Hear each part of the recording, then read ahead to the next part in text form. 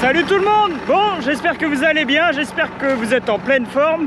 Cette semaine, on se retrouve dans les maïs, dans les champs de maïs. Vous pouvez voir autour de moi qu'il a pas mal évolué depuis qu'on l'a semé, concrètement. Je vous l'avais pas remontré. Mais cette semaine, donc, on va faire un apport d'urée dans les parcelles qui en ont besoin. Mais on va surtout parler désherbage. Et là, tout de suite, je vais me rendre chez un voisin, direction du désherbage mécanique avec un ensemble assez sympa de la concession Motin. Donc si vous êtes prêts, on y va!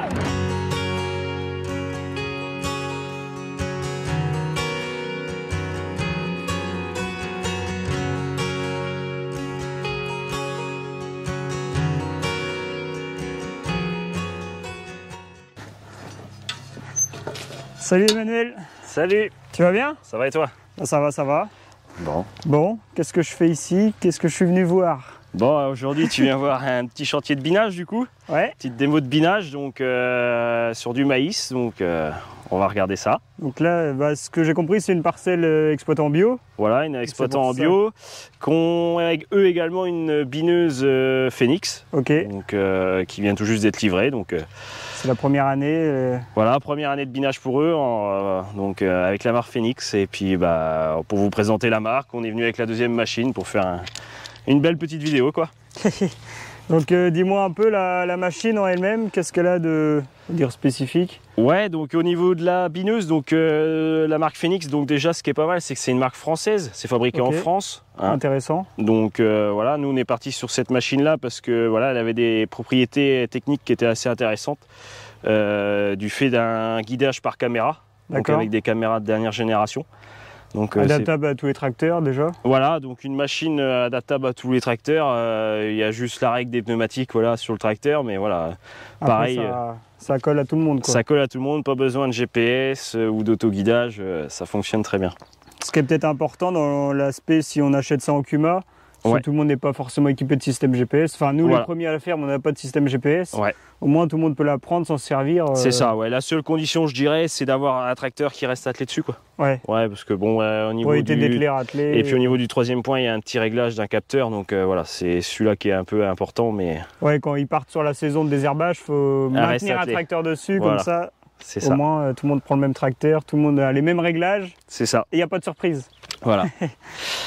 Donc la bineuse, donc ici on est sur une bineuse à maïs en 6 rangs. Donc une machine assez simple avec 5 dents par élément, par parallélogramme. D'accord. Voilà. On a 2 machines distinctes sur cette machine-là. On a une interface de guidage qui se trouve devant. On va faire le tour. C'est une machine à part entière parce que tu remarqueras, c'est qu'elle est attelée sur les bras de relevage ici. On a des bras de relevage, ce qui fait qu'on peut atteler n'importe quelle bineuse d'une marque concurrente. Ok, c'est vraiment 2 éléments différents entre l'interface et c'est 2 machines distinctes. Voilà. Okay. Donc l'interface ici comprend aussi les 2 caméras, les 2 mâts qu'on trouve de chaque côté. Ouais. Voilà. Donc c'est bien ça appartient à l'interface. Donc au niveau de l'interface, ici on retrouve une grosse interface. Il y en a 2 dans la gamme Phoenix, une petite et une grosse. Celle-là c'est la petite, parce que petite, la grosse fait 1 tonne, celle-là fait 500 kg. D'accord. Donc la différence c'est que celle-là on va aller sur une largeur jusqu'à 6 mètres à peu près. Pour tenir en terre, ce qu'on veut c'est que l'interface tienne en terre pour que la répercussion de la translation gauche-droite se fasse sur la bineuse et pas sur le cul du tracteur. Okay, ouais. Voilà. C'est vraiment ça l'intérêt. Donc au niveau de l'interface, tu retrouves ici le capteur que je disais sur le 3e point, qui sert justement à recentrer la machine et à savoir quand elle est baissée pour qu'elle se mette à corriger.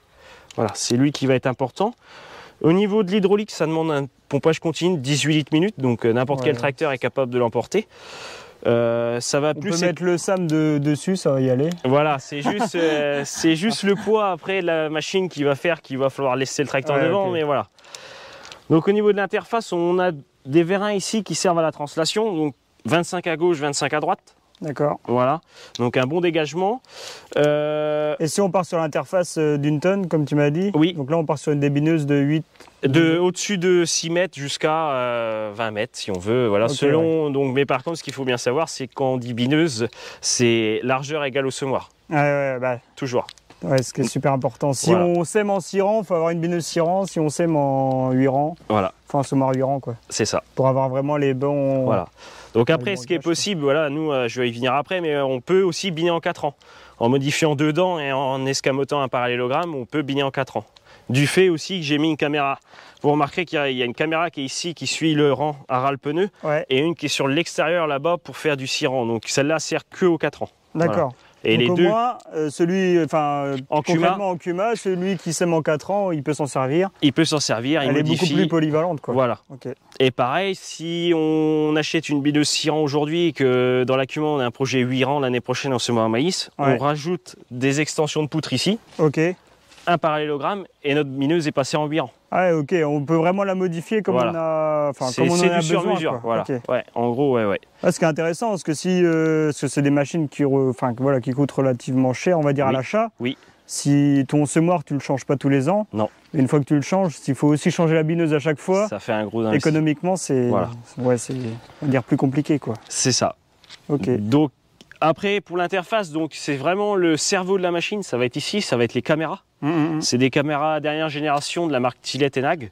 Donc c'est une caméra colorimétrique, donc elle voit mieux que votre œil. L'œil envoie 24 images secondes, je crois, et la caméra envoie 30. Donc après, on le verra en cabine, on a un écran où on voit vraiment l'image du rang de maïs. Voilà, c'est pas une image 3D où on voit, c'est vraiment ce qu'on voit visuellement. Donc après, au niveau de la bineuse ici, on retrouve un châssis double poutre, donc un gros châssis quand même assez solide. Donc ici, on a 2 poutres extérieures et 2 poutres intérieures, ce qui fait qu'elles sont prises en chape ici. Pourquoi? Parce qu'on ne veut pas qu'il y ait de jeu. Ok, entre les différents éléments. Voilà, parce que la bête noire de la bineuse, c'est le jeu. La prise de jeu, et du coup, une fois que la machine a pris du jeu, nous, on cherche vraiment à aller auprès du rang, au plus proche du rang, pour désherber le plus proche du rang. Au centimètre près, presque. Ouais, c'est au centimètre. Voilà, c'est quasiment au centimètre. Après, on a de l'espace, mais c'est l'effet de vitesse qui fait aussi qu'on brasse de la terre et qu'on a l'impression qu'on a mis de la terre partout sur le rang. Voilà. Mais on est très très proche du rang. Voilà. Donc, au niveau de la bineuse, donc châssis double poutre. Vous remarquerez aussi qu'on est capable de faire tous les interrangs possibles et inimaginables.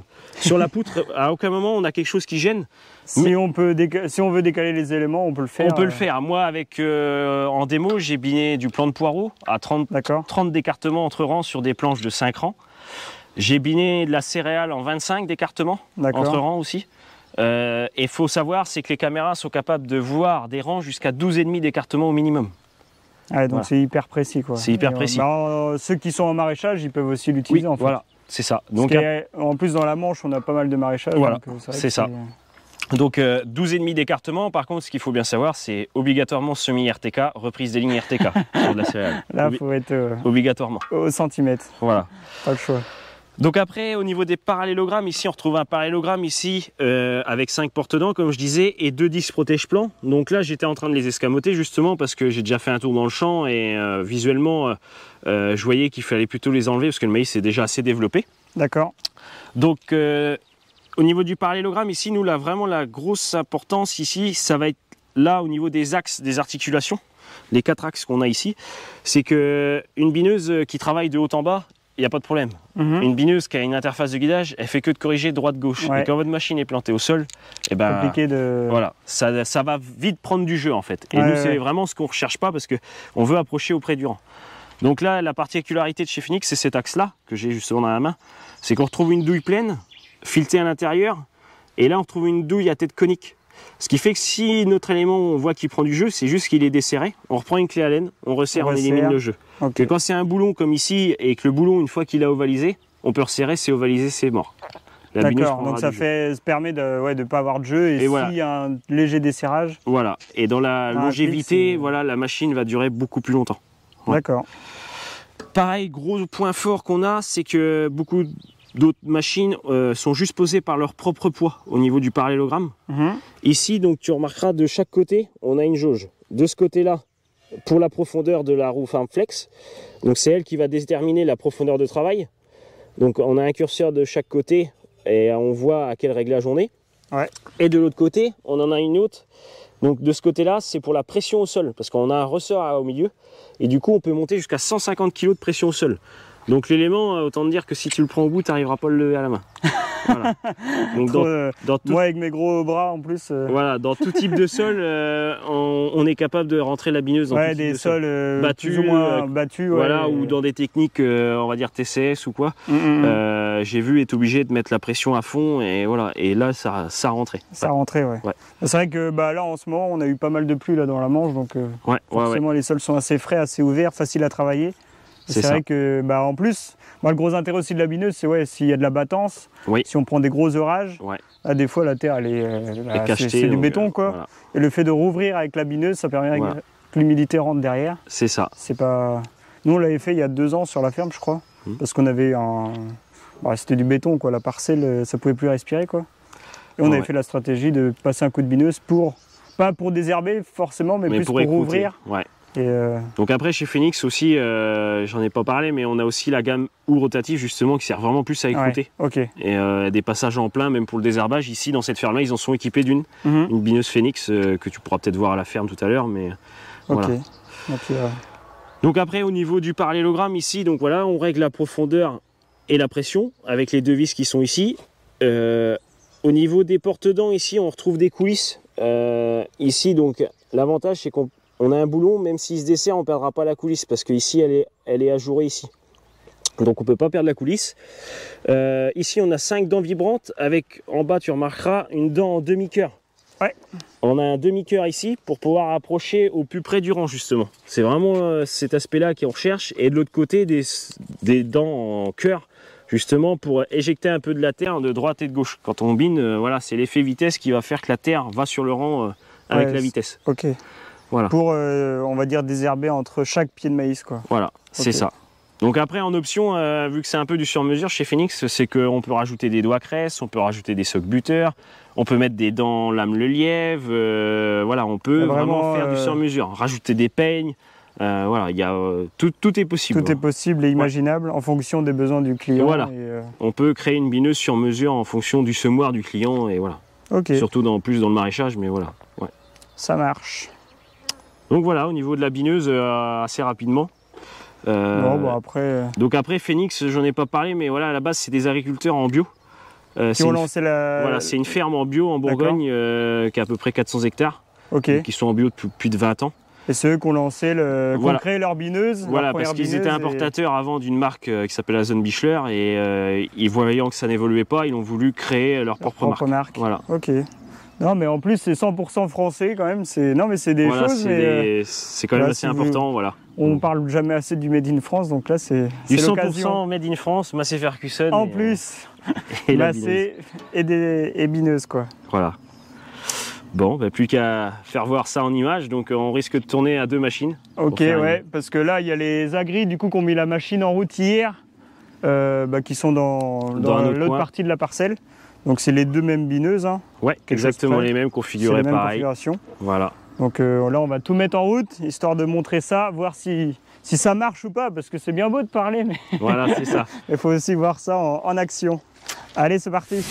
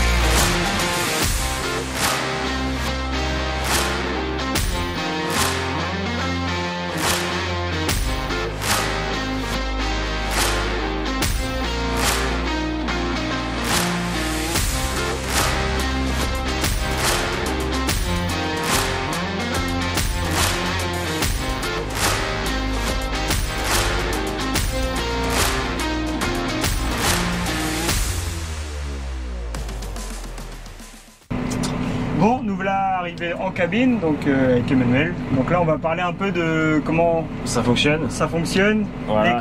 L'écran, ce qu'on voit et comment que ça fonctionne, quoi, du coup. Donc, au niveau de l'écran ici, donc toc, je vais juste revenir un petit coup en arrière pour vous faire voir du départ jusqu'à la fin. Donc, quand on démarre, on tombe sur cette page-là. On a juste à cliquer sur les 3 petits traits et c'est parti. Donc là, visuellement, voilà, on va voir la caméra de gauche et celle-là de droite. Donc on peut travailler aussi en grand écran pour voir. Donc là, forcément, la qualité d'image, on voit vraiment le rang de maïs, que ce soit celle-là ou l'autre caméra. Donc tout simplement ici, on va voir la qualité d'image. Ici, le capteur du 3e point qui nous dit qu'on est en position levée.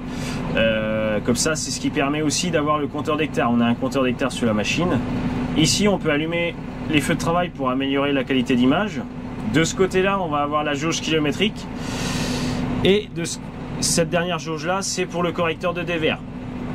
Donc après, au niveau des réglages, ça reste assez simple. On clique une fois sur la clé. On choisit petit, moyen ou grand maïs.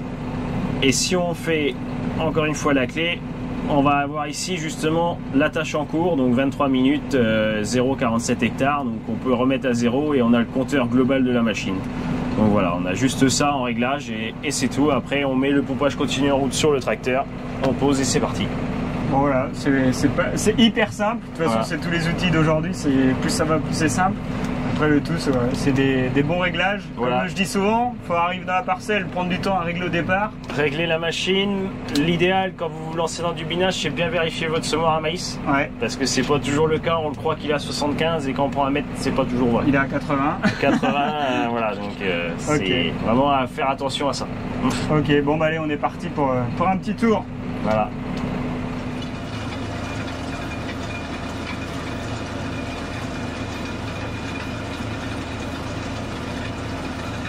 Et du coup, en termes de débit hectare aussi. Et donc en débit hectare, ça va être le parcellaire qui va jouer, le stade du maïs en fonction de la vitesse où tu vas rouler et la largeur du semoir forcément. Donc là, sur une bineuse comme on est là en 6 rangs, en avançant à 10-12 km/h, tu vas avoir un débit de chantier de 3 hectares et demi, 4 hectares, voire 4 hectares et demi en belle parcelle, quoi, voilà, à peu près. Ok, ça va. Non, mais c'est intéressant de le savoir aussi. Parce voilà. Que... Et en consommation hectare, vu que ça tire pas, bon là j'ai un tracteur qui est assez gros, mais parce que c'est le tracteur qui se prêtait pour faire de la démo, mais je tourne à 3 litres hectares. Ouais, donc c'est en consommation, c'est rien du tout. C'est rien, voilà. Ça marche.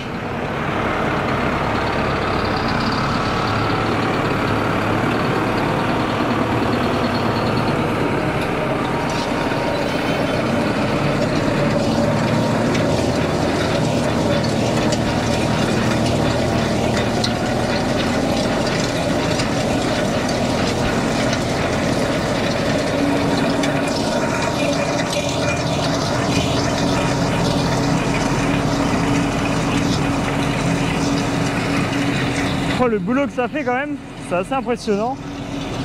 Là vous pouvez voir que ça travaille bien, hein. Là c'est pas du rigolo, les pieds ils bougent pas, ça fait du bon boulot quand c'est bien réglé. Voilà, je pense que c'est vraiment ça la clé de la réussite du désherbage mécanique, c'est vraiment un semoir bien réglé, une bineuse bien réglée, quand tout est bien aligné, après ça va tout seul.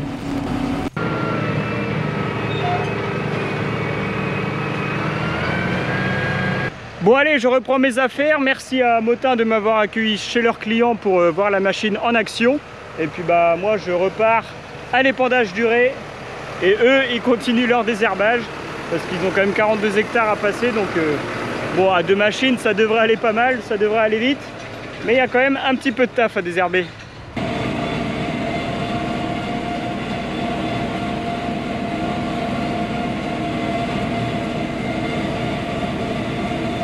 Bon bah allez, je viens de rentrer avec l'épandeur à engrais, petit coup de jet pour l'entretien, pour qu'il soit bien propre. Voilà, c'est important, surtout lurer les engrais, ça attaque. Donc faut mieux le rincer à chaque fois qu'on l'utilise. Et je vais vous montrer aussi quelques images de ce qui s'est passé lundi, puisque lundi il y en a qui sont venus nettoyer les panneaux solaires de la ferme. Donc voilà, je vous mets des images du chantier, c'est parti!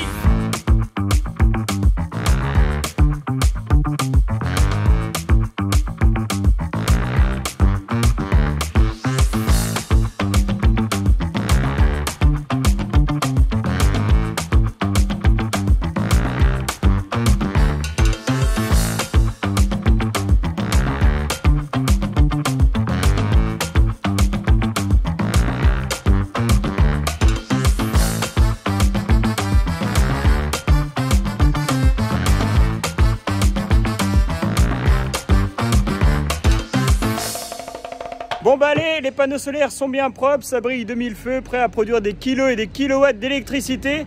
J'espère que cette vidéo vous a plu, n'hésitez pas à partager la vidéo, à poser des questions si vous en avez. Et on se retrouve la semaine prochaine pour de nouvelles vidéos à la ferme. Ciao ciao.